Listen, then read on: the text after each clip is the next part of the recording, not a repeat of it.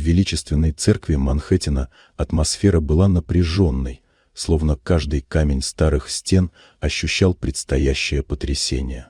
Звон витражных окон отражался на идеально отполированных скамьях, где гости, нарядные и слегка скованные, пытались скрыть волнение, наблюдая за молодоженами на алтаре. Аромат свежих роз смешивался с едва уловимым запахом свечей, и каждый шепот казался слышимым, будто сама церковь внимательно слушала происходящее.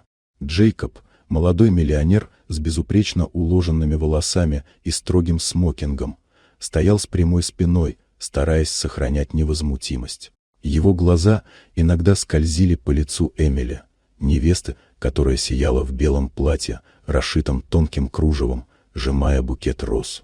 Но за ее улыбкой таились секреты, которые могли разрушить все, что они строили. Легкая дрожь в руках выдавалась как радость, но на самом деле это была тонкая маска, скрывающая истинные намерения. Вдруг величественные двери распахнулись с глухим гулом, и внутрь вошла горничная в простом синем фартуке и желтых перчатках для уборки. Ее появление сразу нарушило идеально выстроенный порядок. Взгляды гостей устремились на нее с удивлением, а тишина в церкви стала почти осязаемой. Лицо женщины по имени Грейс было полным решимости и внутренней силы. Она не дрогнула перед сиянием люстр и взглядом сотен присутствующих. «Эмили, вы мошенница». Ее голос прозвучал резко и уверенно, словно гром среди ясного неба. Она протянула старый конверт с тщательно спрятанными документами, банковские переводы, письма других жертв, аккуратно составленные доказательства обмана. Вы присваивали деньги состоятельных мужчин под разными предлогами, и сегодня все станет явным. Гости ахнули, а в глазах Джейкоба промелькнула смесь шока и предательства. Теперь все звонки, странное поведение Эмили и ее частые отлучки обрели страшный смысл. Это не были случайности, это был тщательно продуманный обман. Он почувствовал, как тяжесть разочарования опускается на плечи, но одновременно росло уважение к женщине, которая открыла глаза на правду.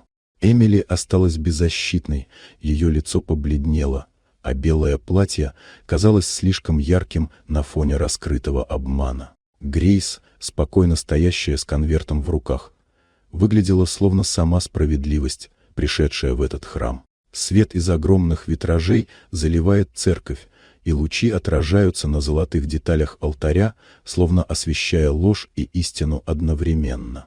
Когда полиция пришла и надела наручники на Эмили, Джейкоб понял, что именно Грейс спасла его от финансовой катастрофы и предательства.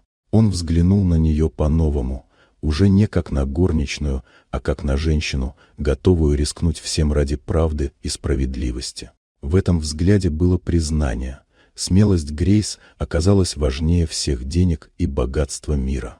Истина восторжествовала. Маски упали, роскошь осталась на видимом фасаде, но сила человеческой честности и мужества показала, что никакое богатство не может заменить правду.